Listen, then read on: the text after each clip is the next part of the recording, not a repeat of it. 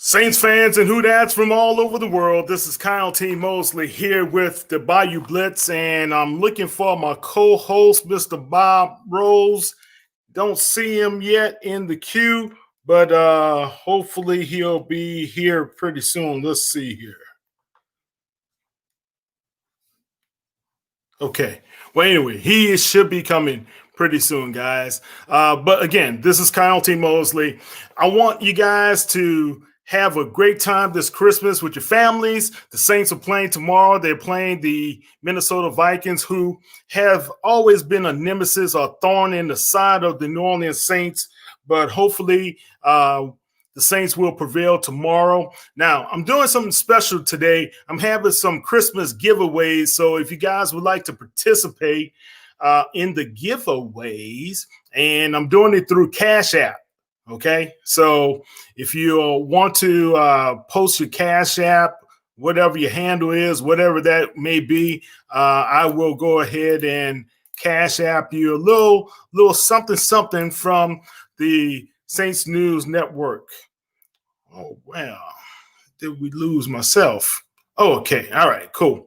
So anyway, we are here and we are doing it up tonight. Guys, y'all have any questions, comments, criticism? How you think the Saints are going to do on tomorrow? Are you guys ready for Christmas? I know I am not. I did not completely shop. I got to be honest with you. How you guys doing tonight?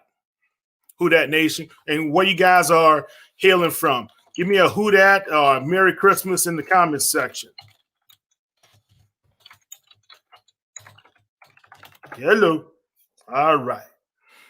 Okay, so let's see if we can get Mr. Bob Rose on the horn.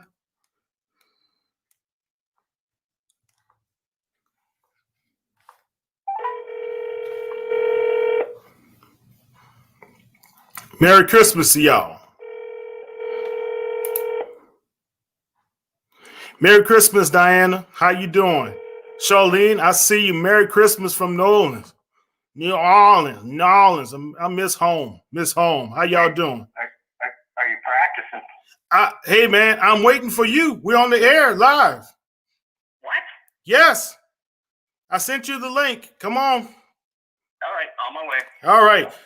See, that's what happens when Bob gets too much eggnog before Christmas. Hey, how you doing, Sue Brewer? All right. How you doing, Charlene? All right. Merry Christmas to everybody.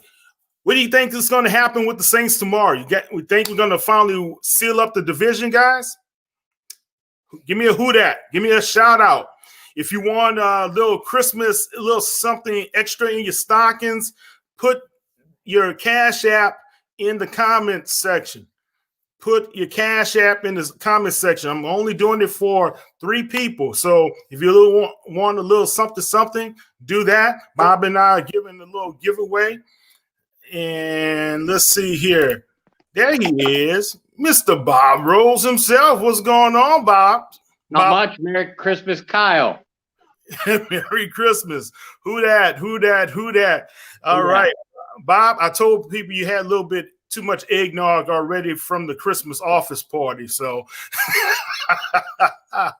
but that's okay, man. It's good to see you. Good to be seen, as I told somebody earlier, you know. So how you doing, bud?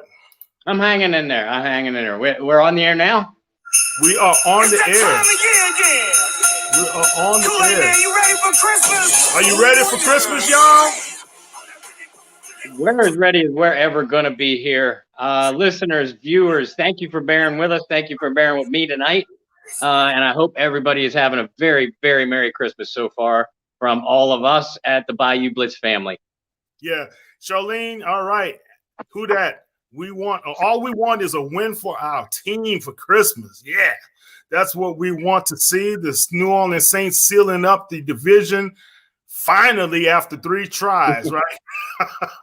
So that would be pretty good. We are totally unscripted tonight, guys. I told everybody, if you guys have Cash App, I would even go as far as Venmo.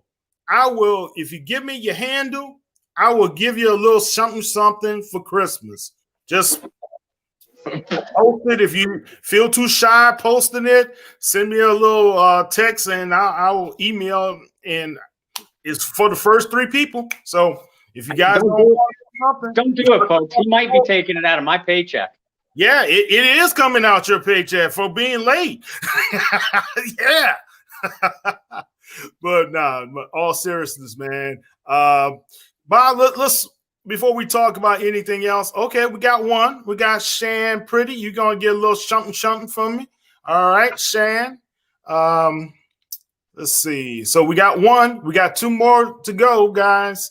2 more. And also, don't forget, if you're on YouTube or even if you're on Facebook, give us a like that you like what we're doing tonight. Give us a heads up and some support. Bob likes support, especially needed after that Christmas office party he told me about. He was at, man, I didn't know Jared, you guys partied like that, man.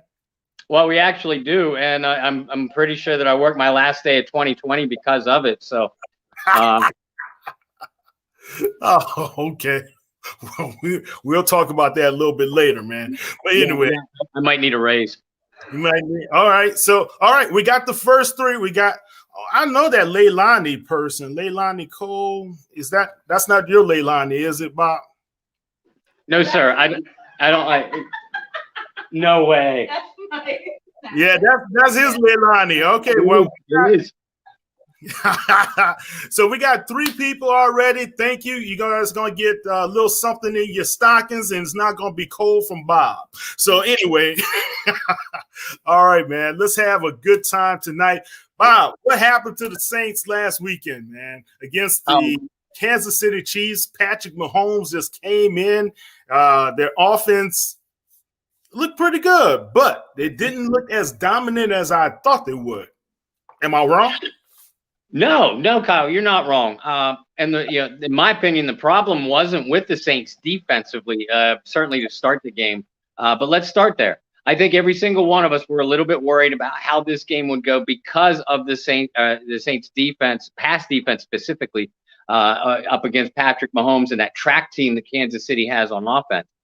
But after the first couple drives, when New Orleans was really on their heels and Kansas City was doing their thing, Dennis Allen and company really settled down.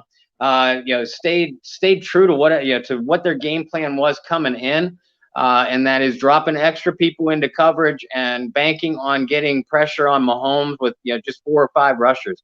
And for the most part during the game, that worked.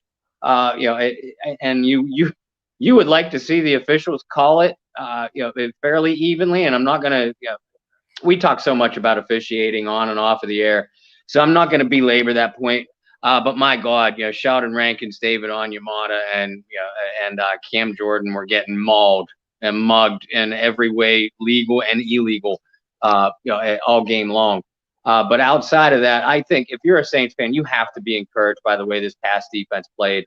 And if these teams face again, and we know that there's only one way that would happen.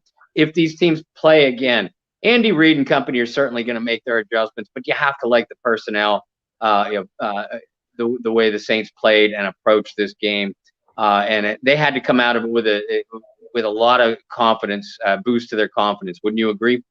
Yeah, I wrote about that, man. You have to be encouraged about what you saw with the Saints, and the Saints went into that game as an underdog even before the season started. As soon as the Vegas guys saw the schedule, the Saints were underdog.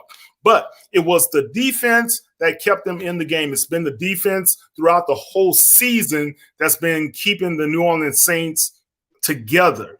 And I have to believe that really bodes well for the Saints going forward because defense helps teams win championships. Now, on the flip side, the offense, wow, that was a struggle. But so think about this. It was a struggle, but they still put up 29 points, Bob. What's your thoughts? Struggle is putting it mildly, and I've written about that a couple of times this week. I've written words like putrid, horrid, horribly, in relation to the way the Saints offense started that Kansas City game. You really hoped that New Orleans would come out of the gates aggressive, particularly the way the team played on both sides of the ball in that upset loss to the Eagles. But it was very, very clear that Drew Brees was, really flat, extremely rusty, and the layoff did affect him. And let's not forget, and you alluded to this a couple times in your pieces earlier this week too, Kyle. Brees was thrown to practice squatters. Michael Thomas out. Deontay Harris out. Emmanuel Sanders in and out of the lineup. Traquan Smith out after one catch. Marquez Callaway was already out. And he's going to be out for the remainder of the season. Traquan, yeah. Yeah, Traquan's on IR, guys. So that's something to watch, right? But the good news is Marquez is back in the game, right? Mm-hmm. But and we'll talk about why not Kenny Stills as well. But go on. And the Saints offensive line started the game the way that they played the game against Philadelphia. And they really shored themselves up, despite Andrews Pete getting banged up and Nick Easton's still out of the lineup and will be for this coming week too. But again, Brees was off the mark, thrown to practice squatters. They couldn't get the running game going right out of the gate either. Like you pointed out a second ago, New Orleans played far better in the second half, really through the second half of the second quarter and on. But the way this offense has played the last 2 weeks, with or without Brees, whoever is on that field, and you have to feel bad for the injury-depleted receiving corps, but this unit has to play better, sharper, and much more efficient than what they are if they're going to make any headway in the playoffs whatsoever. Well, they have to be more efficient, and I think that's going to be the case. Look, you can't – I always have this philosophy, Bob. You can't even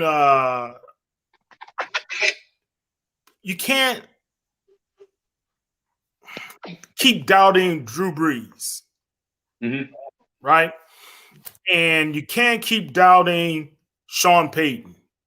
Eventually, they're going to put it together. Now, I'm glad they have the stinkers now than in the playoffs. Let's be honest, right? We don't want that first playoff game. Let's say we have to play wild card weekend, and you may have to play the Arizona Cardinals, or you may have to play who else is down there? The Cowboys might be available, right? Cowboys, maybe these Vikings, Bears are still in it. Yeah. Seahags or Rams, whoever doesn't win that division. So the Rams. That's the ones that we have to be careful of, right? So if I was looking at some of the predictions, that Rams might be visiting New Orleans in that first round. Okay, so if you, as a Saints team, you don't want your offense limping into that postseason, but it's better to have some limping going on now than when we get to that first game. And we don't want to repeat what happened last season, in the 2020 wild cards with the Minnesota Vikings. Okay, so here's my thought also, and this is just my philosophy in what I heard from Sean Payton this week.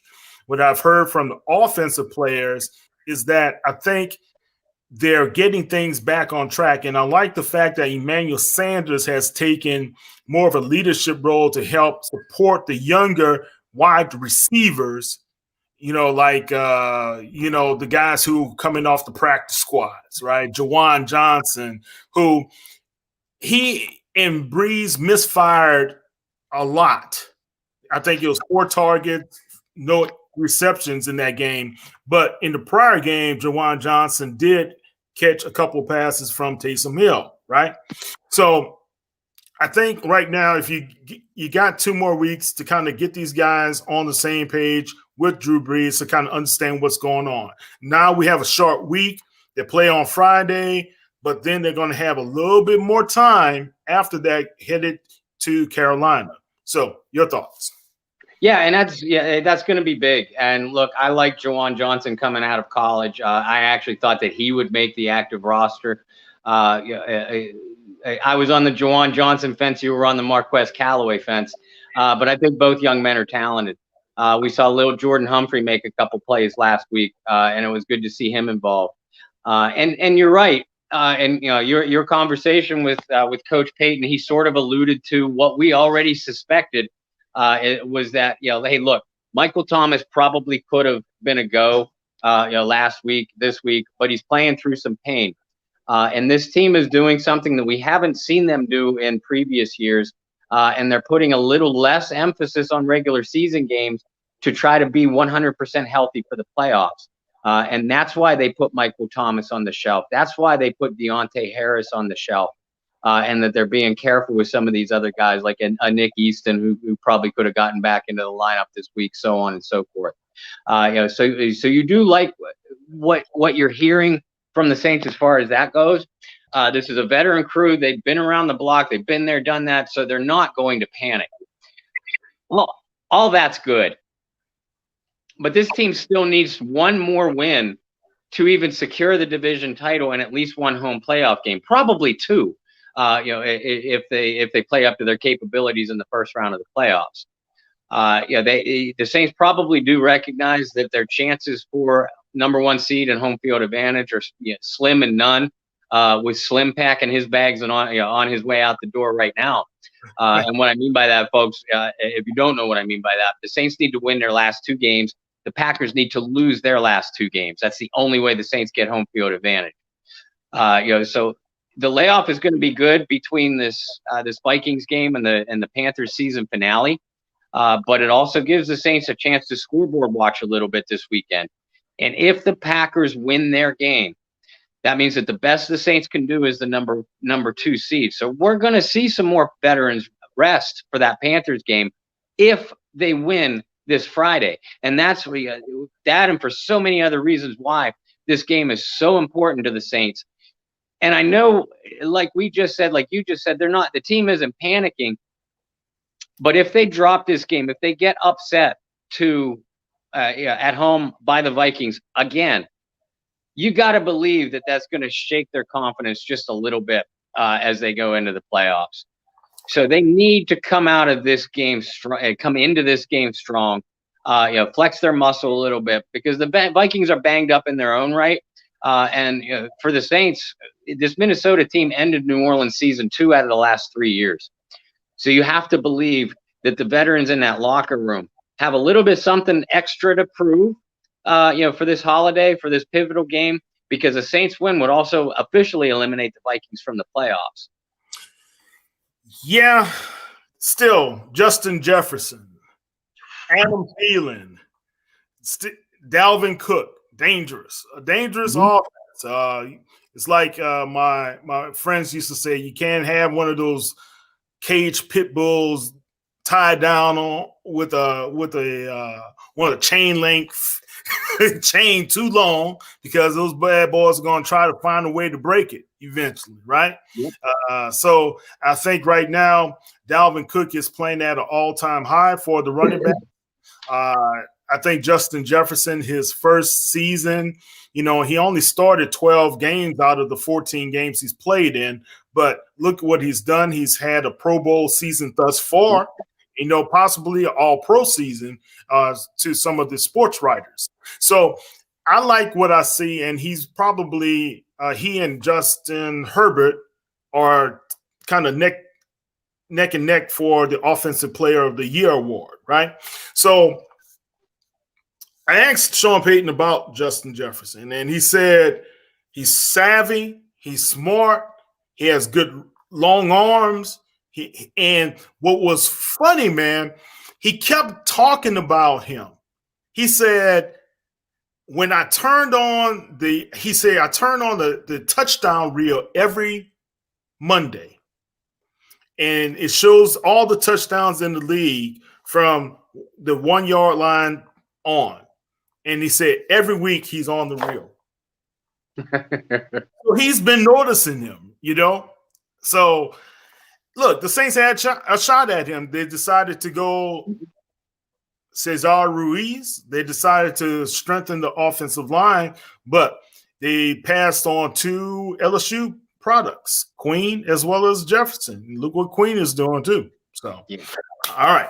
So Saints fans, man, look, if you guys are geeked about what's going on, let me hear you guys give us a little shout out of who that, where you guys are from. We still got some guys. I see what y'all doing on the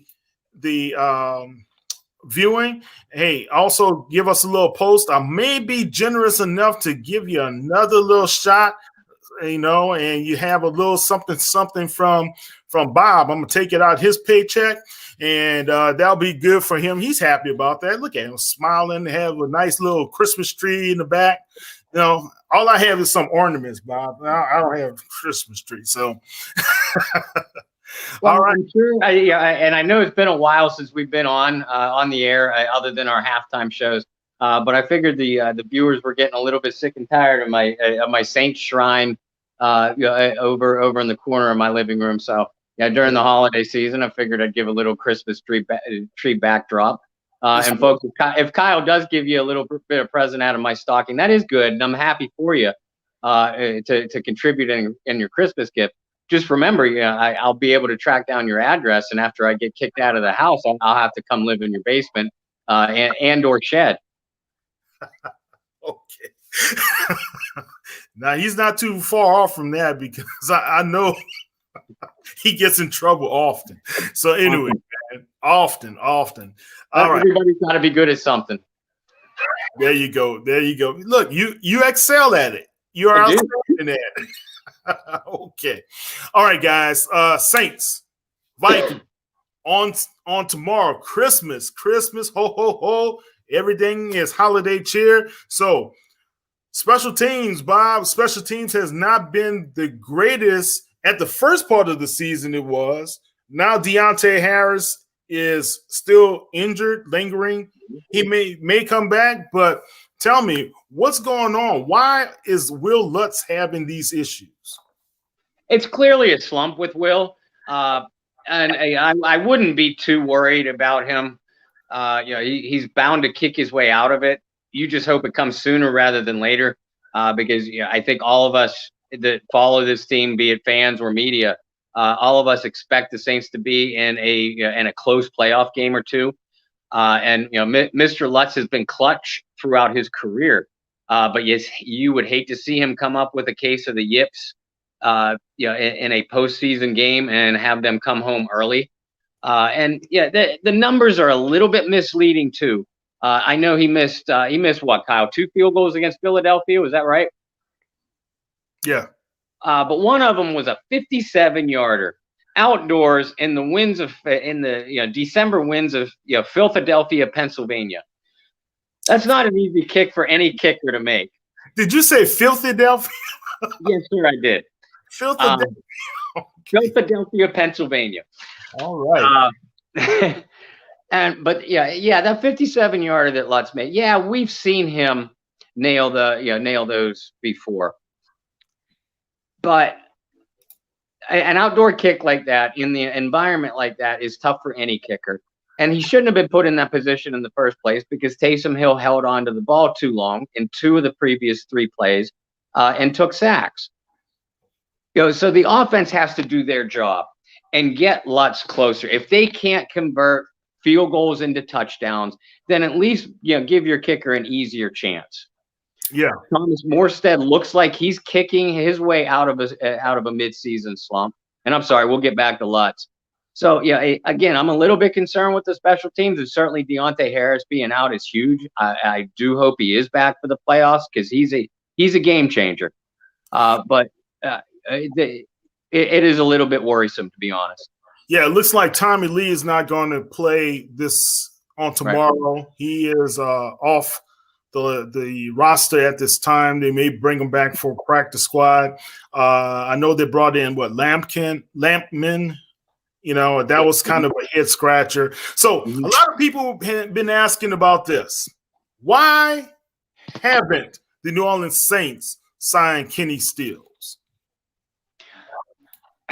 And I was kind of hoping they would too. Listen, I've always liked Kenny Stills as a player. I think the kid is a wonderful talent. And I got to see him close up in 2014 training camp. And he's one heck of an athlete. But there's something to consider. We all saw what the Saints did in 2014. And you look back and ignore the fact that they finished 7-9 that year. And you go back, you erase your memory, and you look at the roster of that 2014 New Orleans Saints team. And you immediately think to yourself, oh, this team should have made a deep run into the playoffs. Well, they didn't. And we know why they didn't. And it didn't start to come out until midseason, and then really came out through, at the end of that year and through 2015, as Coach Payton and Mickey Loomis started to purge that talent. There was a big, big problem in that locker room. And it wasn't just one or two players. I know Junior Gillette has been thrown under the bus a bunch of times, and rightfully so. Same with Jimmy Graham. And Jimmy wasn't always the most content person in the locker room. Well, Kenny Stills was part of that culture. He was a young kid. I think he was a rookie or second-year player. But there was a whole lot of rumors that came out after the fact, after they traded him to Miami, that Stills was enjoying the Bourbon Street party scene and New Orleans party scene just a little bit too much. His practice habits were in question. He gotten into some verbal battles with some teammates in the locker room and coaches. Again, we find this out after the fact. Now they shipped him off to Miami. Miami isn't much better than New Orleans as far as the nightlife goes, but still seemed to straighten himself out. He had a couple of good years, became a team leader for Miami, and turned in some really fine performances. But Sean Payton has a long memory, ladies and gentlemen. He knows what that 2014 team could have done on paper. And he does not forgive any of the players that caused that locker room problem. I'm convinced of that. And I saw a tweet kind of alluding to that today. And I retweeted it, and I replied, nor should he forgive them. Now, Payton and the coaching staff were part of that culture. They could have nipped it in the bud. But still being part of that, I think that's why they didn't consider signing him. Is that also why they let Darren Sproles go? It could be. Now, Sproles had a lot of friends on that team, up to and including the quarterback. But we know that Mrs. Sproles wasn't the quietest person as far as social media goes. Coach Payton pays attention to that kind of stuff. No, really? Just a little bit. No. As does Marshawn Lattimore, that we came to find out a month or so back. Hi, Marshawn, if you're paying attention, and Merry Christmas. So the purge that 2014-2015 New Orleans Saints team did, it boggled all of our minds at the time. Sproles, Kenny Stills, the offensive guard, Pro Bowl guard, Ben Grubbs, and of course the almighty Jimmy Graham. A few of those defensive players. None of us understood it at the time until we started hearing some of the things that we were hearing. And I don't necessarily disagree with Coach. Again, I love Kenny Stills, but when this receiving corps gets healthy, there's no home for him. Okay, couple of games, win it, let's go home. Right? Okay. Yeah. All right, so Bob silent on that for the first time ever, guys. So look, man, I saw Kenny Stills, and I've covered what he's been doing in Houston. He left Houston for the purpose of having an opportunity to catch on with the playoff team.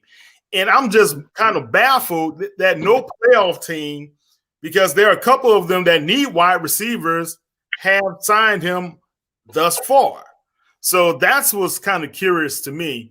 And bringing up some of the things that you've said, and it was kind of baffling also, but Bill O'Brien he did some damage in that Houston locker room. And hopefully the next regime can be able to come in and help those guys. But, as far as the Saints is concerned, they're still, in my opinion, Stills can still get down the field. He can still be able to find the open spaces. He can still catch the ball, right? And that's what you need. For 2 games, I can deal with a bitter person or whatever for 2 games. That's just me. I know I'm not Mickey Loomis and Sean Payton, and what do I know anyway, right? Well, so, and Kyle, you bring up a great point, and again, I revert back to what I personally said about Stills. I've always liked Kenny Stills as a player. And it's not like he wouldn't know this offense. It's the same quarterback, it's the same head coach, it's the same offensive coordinator. You're going to get caught up to speed real quick, and like you said, even if he was a true locker room cancer, and I don't think it got that bad with Kenny, but even if it did, how much damage could he do in a month and a half's time, which is all the longer he would be with them if you're making a run at the Super Bowl?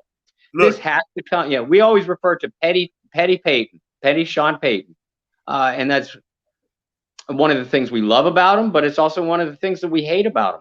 This has got to come down to Sean Payton and how he feels about Kenny Stills the person, not Kenny Stills the player. Okay. All right. What do you guys believe about Kenny Stills? Any comments out there? Jerry, Charlene, anybody? You guys have any thoughts, anything you want to post about Kenny Stills? Do you agree that the Saints should not sign him and give him a chance? He's a vet. He can catch. He can be able to break long ones from time to time. We need some help. So anyway, all right, let's move on, man. Okay, we got one comment here. Clearly left a bad taste in the organization's mouth, right? So you are right on target with Mr. Bob Rose on that one. All right. Okay, guys, let's talk about what's happening on Alvin Kamara. Alvin Kamara, and he's going against Dalvin Cook. That 2017 running back class, that is one. You've got to believe you got a few Hall of Famers coming out of there, right? Mm-hmm. Yeah, I mean, you look at it. Didn't Derrick Henry come out of that class too? Yeah. So at the very least, you have Derrick Henry, Alvin Kamara, and Dalvin Cook. I agree. And who? And who? No, I was telling Charlene I agree. She said give him a chance. So, these 3 guys. Name me one better running back than any of these 3 guys. Pick whatever order you want. In my opinion, these are the 3 best running backs in professional football. I'd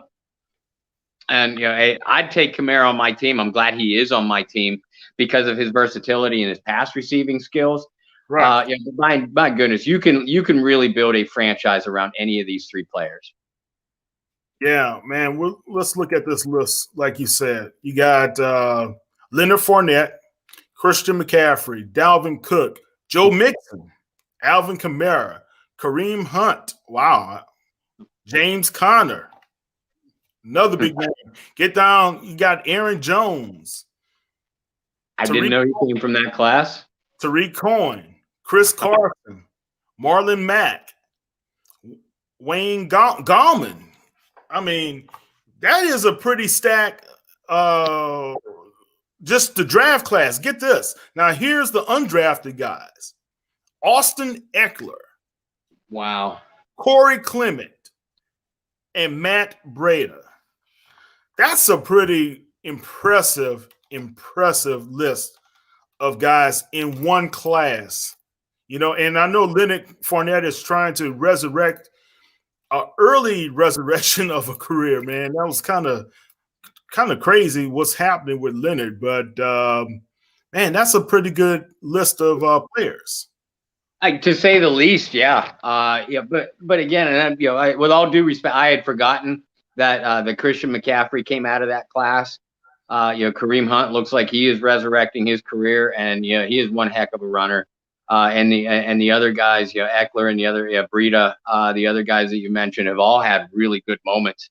Yeah, but Eckler signed that big contract right before Kamara, right? And it was Eckler's talents that allowed the Chargers to make the decision to go ahead and let Melvin Gordon walk. via free agency. And Gordon is one heck of a running back too. So that, Eckler's abilities and talents made that decision easier for them. But again, we've seen, and I think Derrick Henry signed a big contract extension too. We already know that Dalvin Cook and Alvin Kamara got their money. And these guys, health aside, we saw Kamara have some health issues last year. Cook has been dinged up throughout his career. But when they're on the field, man, they're game breakers. There's not every defense in the National Football League that knows is going up against any of these three guys. They know they're going to get it, and they can't stop them. And that's the most impressive thing about a football player that you can state, that the ball is coming to them, and you can't stop it. And for all the accolades that Cook, Derrick Henry, and Alvin Kamara have gotten, they deserve every bit of it. Yeah. So if you're the Saints defense and you're Dennis Allen, you have Jefferson, you have Thielen, no Rudolph in this game. Yeah. But you have Irv Smith Jr., right? Our good friend Irv Smith. And you have Kirk Cousins, you never know which Kirk Cousins you're going to get, right? Could there be a focused Kirk Cousins, a zeroed-in Kirk Cousins? And will it make a difference against this Saints defense? Well, I'm not a big Kirk Cousins fan. I never have been. I said a few select things about the Vikings offense that I hope don't come back to bite me in the butt in an interview earlier this week. But one of the things I was asked about Kirk Cousins, and I said on his best day, he's a mediocre quarterback. And on his worst day, he shouldn't be in the league. But I did go on to say that he seems to tap into some kind of fountain of superpowers when he plays the New Orleans Saints. Because, and this is going all the way back to his days, Cousins' days with the Washington Redskins. He's averaged over 300 yards in his 4 or 5 matchups against New Orleans. He's gotten sacked a lot. Kirk Cousins always does because he holds on to the ball forever. But he's only thrown 1 or 2 interceptions, and he's completed around 70% of his passes. The Saints defense has made him look like a Hall of Famer. Right. And part of that is, and I went on to say this too in the same interview. I will take Marshawn Lattimore against every wide receiver in the National Football League except 2. Mike Williams of the Chargers, and we saw that earlier this year, and Adam Thielen of the Minnesota Vikings. Thielen has eaten Lattimore alive every single time they played. And, we know, Minneapolis Miracle, I promise folks that's the last time I'm going to say it on the air. The Minneapolis Miracle and Stephon Diggs and the play that Diggs made against the Saints secondary.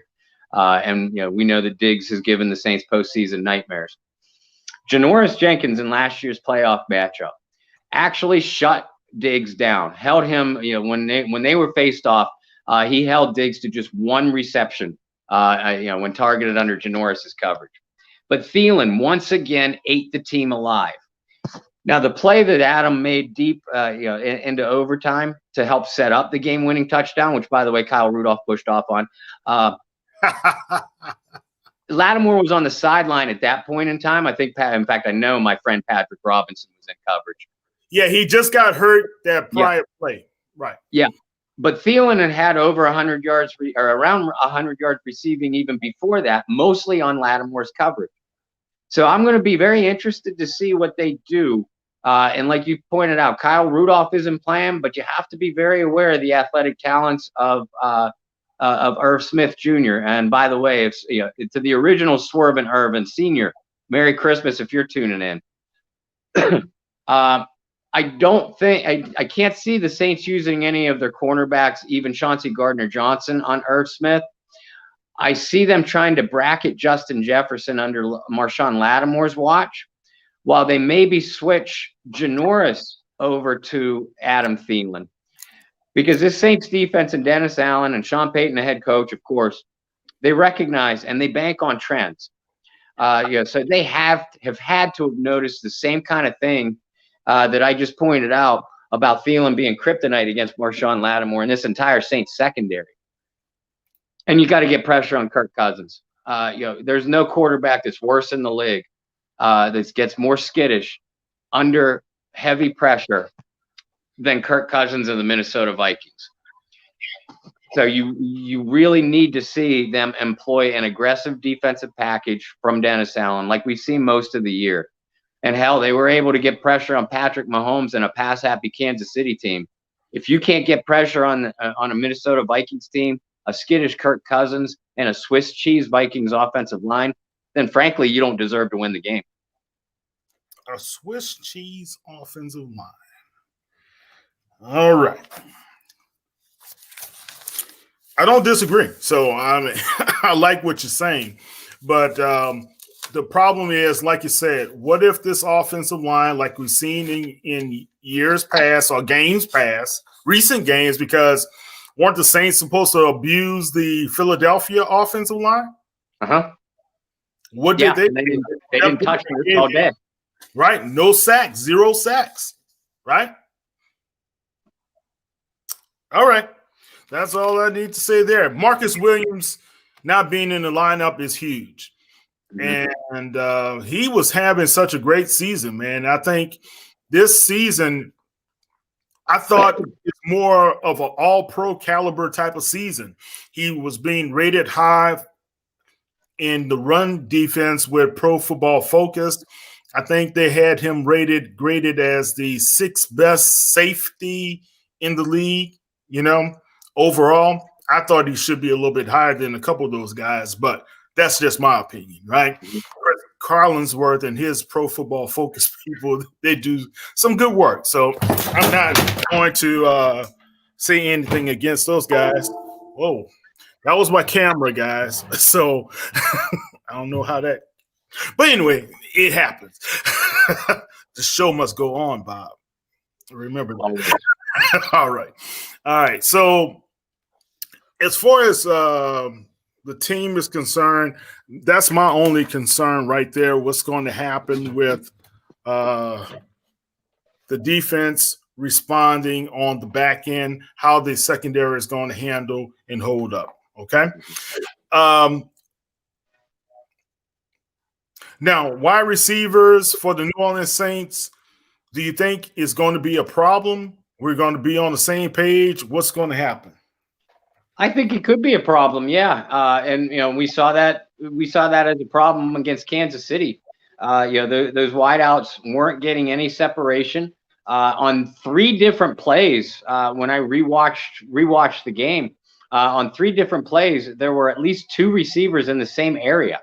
So that's clearly miscommunication as a group. You need to see more from Emmanuel Sanders. I know, he's made some terrific plays this year. He had a really nice 3 or 4 game stretch before he got placed on the reserve COVID list early in the year. But we haven't seen much from him since. A couple plays here or there, like I said. You need to see more from Jared Cook. He's your matchup nightmare at tight end, and he's the great equalizer. There's very few linebackers that can keep up with Jared Cook. So if Jared makes a couple plays and forces a defense to employ a defensive back on him, that's one less defensive back to worry about your wide receivers, or for your wide receivers to worry about. Sanders, if Ty Montgomery is back, and I don't know whether he is, Kyle, I heard mixed reviews on that. And it would be really, really nice to have Marquez Callaway back in the lineup. But irregardless of who's out there, man, you hear the refrain from the Saints and really every other team, that next man up philosophy. Well, you've got to be the next man up if you're Lil Jordan Humphrey, if you're Austin Carr getting his 247th chance to make it in the league. If you're Juwan Johnson, you're on a National Football League roster. You have a Hall of Fame, a legendary Hall of Fame quarterback throwing you the football. Son, you got to make plays to stay in this league. and you're going up against a Viking secondary that has some talent, but is extremely young at the cornerback position, and it showed a lot of the year. Cameron Dantzler, third round pick as a rookie, and Jeff Gladney, who I really like as a player, first round pick. They both had some growing pains. Both of those guys are on the injury report as well. Go on. Yeah, and I saw that. I expect Gladney just popped up. I know Dantzler's been dealing with a foot injury. But regardless of who's out there for the Vikings, even if it is their starting cornerbacks, Dantzler and Gladney, they've shown themselves to be vulnerable. So it's on you guys to make plays for your quarterback. You have one of the best offensive play callers in the National Football League standing on your sideline. You have one of the best quarterbacks to ever throw a football, throwing you the football. It's on you to make plays now. It's on you to get separation. We didn't see it in the Kansas City game. This is chance number 2 if you're going to make a name and earn a job in the National Football League. Okay, so I'm going to be negative ninny tonight, man. And I'm going to say it just like this. Jared Cook, you've got to hustle for that ball. You great hands, outstanding route runner. And I know he and Drew were not on the same page, but I still at times think he's been kind of moonwalking. Me too. I'm going to say this also. I don't care what any other player does, but Michael Thomas plays very physical and plays hard. In the National Football League, you've got to be able to play physical and hard. I don't see the receivers doing that. And I don't know if it's about coaching or if it's about really wanting to mix it up. DeAndre Hopkins, you see what he has to go through. He mixes it up. Michael Thomas mixes it up. Even in Lil Diggs, Stephon Diggs has been mixing it up. You've got to be able to work hard to be able to get in there, man. You know what I'm saying? And I don't know, man. I just wonder if those guys are willing to mix it up. All right, Jared, here's a link. You want to come on in, chat with us? Come on. So I just don't know if those guys are ready and willing to be able to do it, Bob. That's my only concern, because I saw a little bit of Marquez Callaway, right? A little bit. But at the line of scrimmage, are these guys willing to push, hit, get a little, or you are allowing the defensive player to kind of push you off your target, push you off your block, right? And I don't know if we see enough of that in this young group right now. So let's see. All right, Jerry, what's going on, babe? Jerry, can you hear us? Jerry. Yeah. Can you hear me? Can you hear us? Yeah. How you doing? Yeah, I'm right here. Okay. I'm doing good. How about yourself? Good, man. Merry Christmas to you and your family. Can y'all hear me? Merry Christmas to you. Yeah, Merry Christmas to you, Mr. Kyle Mosley and your family, and Mr. Bob Rose and your family. Merry Christmas to you. There you go. That's how you do it. It's Mr. Bob Rose and Bayou Blitz. That's how you do it, Jared. The Bayou So, Blitz. Okay. Jared, what you want to talk about? What you want to talk about, Jared? Say that again, Kyle. What do you want to talk about? Oh man, I just want to talk about this game we're gonna witness on. I just want to mention about this game on Friday. All right, go ahead. How we're gonna beat these? How we're gonna beat these? No good for no. I just want to talk about these no good Vikings we're gonna beat tomorrow. That's all I want to talk about, because they always give us a hard time these last 3 or 4 years. I want to put an end to it on Friday. On what better way to do it than on Christmas Day? Not only we're gonna give these guys a loss, but also some coil and a playoff elimination. All right, I like that. I liked it. All right. So hey, how are you talking about you? How the Saints Well, going to do? all we can do, Kyle, the only thing I can think of is that we gotta play fundamental football. That's all we gotta do on Friday. Okay. All right. Agree. Got to be disciplined. That's all we gotta do on Friday is play fundamental football and stop all these screen passes and yes, all that. We got to stay in our P's and Q's because, like you say all the time, we don't know what this Viking team got up their sleeve, brothers. That's why we gotta bring it. We gotta bring our stuff to the table because they're gonna bring it, but we're gonna bring it more. I agree, Bob. What's your thoughts about what Jerry's saying? And Jerry, I couldn't agree with you more, man. There's only a couple select teams, Atlanta Falcons, San Francisco 49ers come to mind, that I hate more than the Minnesota Vikings. And it stems from all those playoff losses going all the way back to 1987, man. But I'll tell you, let me ask you this, Jerry. And Kyle and I have talked about it privately on the air, ad nauseum. Is there anything about this Saints team right now and the way that they're playing that worries you about the postseason? Well, Bob Rose, the only thing that concerned me about this Saints team going into the postseason happens to be the offense.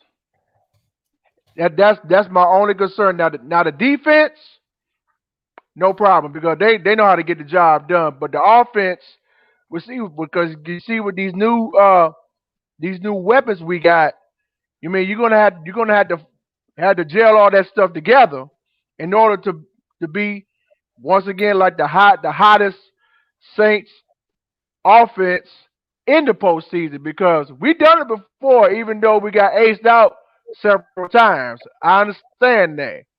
But this Saints team, Bob and Kyle, these guys are absolutely no joke on and off the field. Okay. Because all they have to do is just play right. Like I said, especially run the football because you've seen it for the last few times, all these screen passes from left and right. It's not going to get any better. These screen passes are not going to get no better because that opposite defense of the opposing teams, they already know a screen when they see it. They're going to come right at you, quick, fast, in a hurry, just like that. That's why you got to come up with better play calling to make things right. Yeah. Especially run the football. That's why you got – Yeah, Jerry, I was going to say you're right on target. If you notice, especially when Taysom got into the game, the defenses were keen on who? Alvin Kamara, right? The Saints didn't have anyone else in the receiving corps as a threat. So, therefore, the Alvin Kamara, the screen pass, especially the ones behind or parallel to the quarterback, I would always say those are kind of puzzling passes to be able to make. But if you look at what Darren Sproles used to do and early on in Alvin Kamara's career, those slant passes were the ones that really got Alvin out in the open as well as Darren Sproles. I was wondering, why can't Sean Payton employ more of those type of passes against a linebacker? Because right now, everybody is keying in on Kamara. There's no one else that's taking the defenders out of the equation. So until we get Michael Thomas back, you were talking, Bob, until Emmanuel Sanders becomes that threat that we need at number 2, we're always going to see problems in the screen game. Yeah, because here's the thing: when the screens have worked, and the best screen pass running back I've ever seen in my life is Pierre Thomas. But Sproles was a heck of a performer. Kamara is really, really dangerous on the screens and the wheel routes. Like you're talking about fluid thoughts. But why'd that work so well before? Well, let's take a look. Why'd it work so well for Pierre Thomas? Well, you have Marcus Colston carving up the middle of the field. Jimmy Graham carving up the middle of the field, down the seams. Devery Henderson for deep shots. How about what's that? You had Lance Moore out there as well. Yeah, you had Lance Moore. Also Lance Moore, And even early in Kamara's career, you had Michael Thomas carving up the middle of the field. You had Tenkin Jr. as a threat down the field. When he before his wheels fell off. Guys, what do you have now? Michael Thomas has been, I can't even say in and out of the lineup all year. Yeah, he's played 5 games? A down year because he's been out of the lineup. Emmanuel Sanders, we know he can do it. We've seen him do it. We've seen him do it in a New Orleans uniform, just not for the last 4 or 5 weeks. Yes. So until that starts to happen, or a Marquez Callaway making plays, or even one of these practice squad guys stepping up, defenses are going to continue to roll downhill at your short patterns, at your dump offs, at your check downs, at your screens, like you said, Jerry. These TV announcers, they love to say, "Oh, it's like an extended handoff." Well, it's like an extended handoff when there's 11 men in the box. These announcers don't know what they're talking about, Bob. No kidding. These announcers don't know that. These announcers they don't know what they're talking about, Bob, because they kind of visualize themselves to what they see.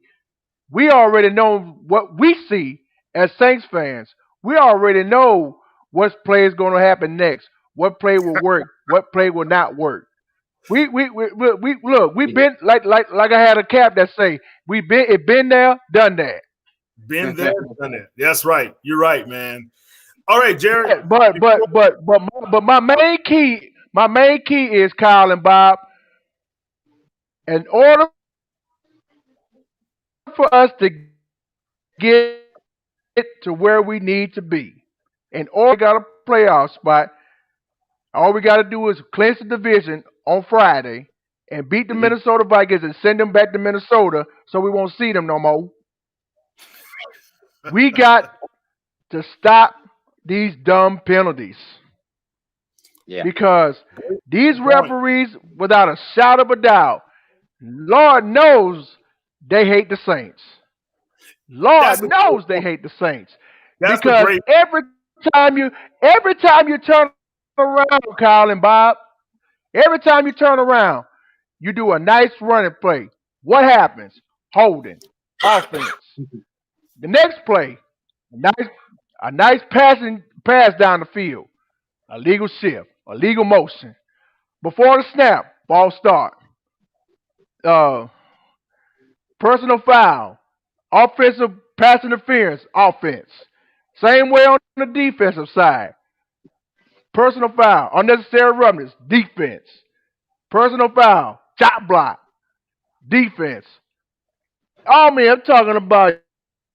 Yeah, and Jared, you're preaching to the choir. Right. So we're on board with you. Right before yes, I am. Yeah. Look, we're limited on time.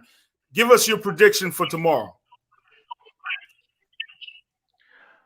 All right, I already got my little rant out the way. I had to get that off my chest. But my score prediction for this game, fellas, and Who Dat Nation, I got the Saints winning this game 31-14. That's my prediction. All right, Jared, gonna hold that to you, man. And look, man, I appreciate you coming on. Thank you, Jared. And have a great Christmas. Y'all more than well. You know, y'all know I gotta bring it. As a Saints fan, you know I gotta bring it. You gotta bring it. All right, have a good one, Doc. Take care. Merry Christmas, man. That was Jared, man. Jerry always gives us some good stuff. Fun. Okay, Bob. Jerry brought up some good points. The penalties, with penalties. Fluid thoughts. He says it's going to be 27-23 Saints. All right, like that. But look, the penalties you're not doing yourself any favors. The defensive holding, the personal fouls. I think Cam Jordan, that was uncharacteristic of him to get caught like that. But when you are defensive lineman against an offensive lineman, it's not untypical, atypical or whatever to see those guys mix it up like that. So I just thought it's just the second man getting caught on that one. All right. So Sean Payton said the Saints have to play with emotion, but not be emotional. Okay?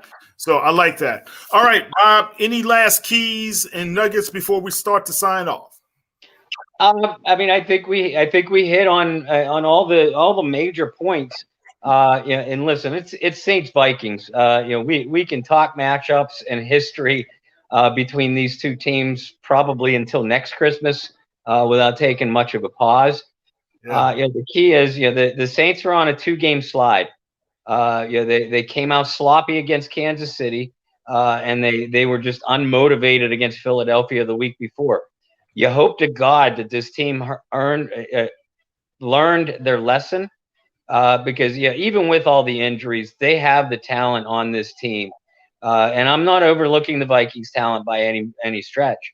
But the Saints came into the league, came into the 2020 season, looked at as one of the deepest and most talented rosters in the National Football League. Well, guys, it's playoff time, so now it's time to prove it. And you prove it by getting back to the basics. You've lost the battle at the line of scrimmage in each of the last 2 games. You win this game. You lost last year's playoff game by losing the battle on both sides of the line of scrimmage. That's where it starts. Your quarterback is going to make plays. Breeze. He's going to find the open guy. I don't care whether it's an undrafted guy or whether it's one of your star players. Kamara is going to make plays. The secondary has to avoid the nightmarish things that have happened to them seemingly every time they played the Vikings, and you got to beat up Minnesota on both sides of the line of scrimmage to contain Dalvin Cook, make Kirk Cousins, force him into mistakes, and protect your own 41-year-old quarterback. It's really as simple as that. Okay. All right. So what's your prediction? I think the Saints receivers are going to have a hard time getting separation, like you said. But I think the Saints are going to make enough plays offensively, and I think this defense is really going to come to play. I think the Saints are going to give everybody a Christmas present in the form of an NFC South title by a 31-20 score, and the game is not going to be that close. It's going to be a late score at the end by the Vikings to close that gap. All right. Bob has 31-20. I have it being a 34-17 win for the New Orleans Saints to be able to clinch the NFC South division, be able to maintain their stranglehold on number 2 right now. Don't be surprised if the Titans do put it on the Green Bay Packers. It's a good matchup for Tennessee. It is a good matchup. As long as they can prevent Rodgers from making some deep plays against their secondary early, and Titans have been vulnerable to that. The Titans are the more physical team, and they'll have the advantage. That's what I really believe. And this is what disappointed me in the Saints game against Green Bay. They did not run the football enough. Derrick Henry is going to have a field day against that defense. If you saw last week how the Vikings struggled against Carolina, you have to believe the Titans are in a good position to win on tomorrow. Win on Sunday. All right. So anyway, all right. Any last thoughts, questions, comments, criticisms? Well, plenty of criticisms. I wouldn't be Bob if I didn't have those. Listen, folks. Everybody that's tuning in tonight, again, I hope you and your families have a terrific Christmas. And I know I speak on behalf of Kyle when I say we both love the support and the love that you've given us over our 3 years of doing the show. I know we've been a little bit scarce for you in the last month and a half, scheduling conflicts and and whatnot. We are looking forward to putting together a more consistent show for you going into 2021. Okay, well, I think we are anyway, right? Well,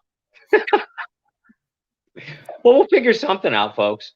But anyway, I want to thank you for bearing with us. And we do truly love everything that you do for us. And Merry Christmas to everybody out there. Yeah, Merry Christmas, everyone. Thank you for the comments, Fluid Thoughts, Charlene and Jerry being on, and a couple other you guys.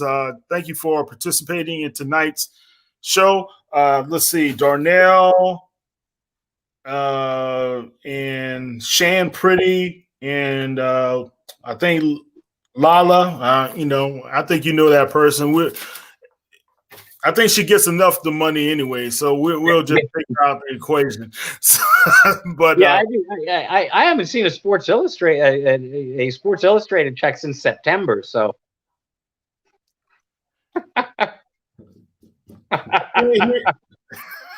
okay, and Kyle, I don't think it's your fault. Oh my God! All right, Charlene, you have a wonderful holiday season as well. Darling, thank you for participating with us tonight and joining us. Bob, tell everybody how they can follow you on the World Wide Web. Well, certainly you can follow all of my media work along with Kyle, John Hendricks, Brendan Boylan, Carla Antoine at the Saints News Network and the SI.com team channel. I can be followed personally on Facebook. Just look for Bob Rose. And then over on Twitter at BobbyR2613. And then, of course, the originator of our Bayou Blitz show is our Bayou Blitz Facebook group and Facebook page.